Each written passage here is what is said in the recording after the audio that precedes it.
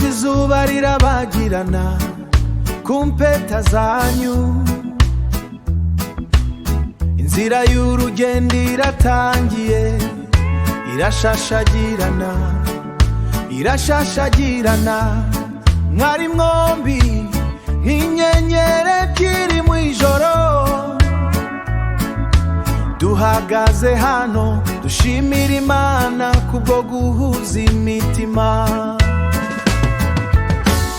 Amata y'urukundo abasure mu rugo rwanyu,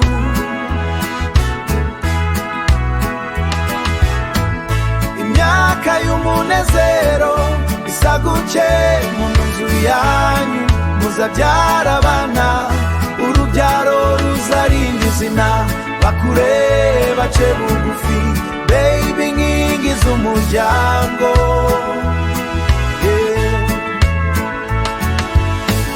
Mube umwe mu byishimo, mube umwe mu mubabaro,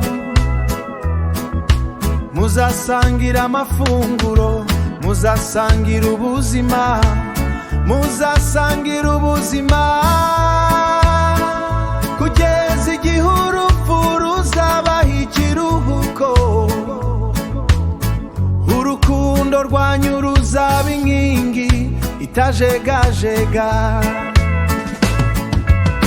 nta na rimwe umutima uzagira inyota, kuko mu kurwanya amazi y'ubugingo muzakomeze gufatana mu ntoki nk'abagenzi, ku musozi no mu kibaya myaka izashira ariko urukundo rukure.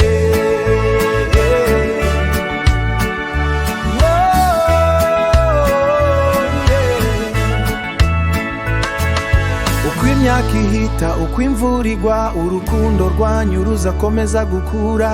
Si imyaka ni imizi, n'imizi y'urukundo itagira amaherezo. Amata n'ubuki ku meza yanyu, abana urugo rwanyu kugeza kumeruka. Muzahore mu rukundo iteka ryose, iteka ryose.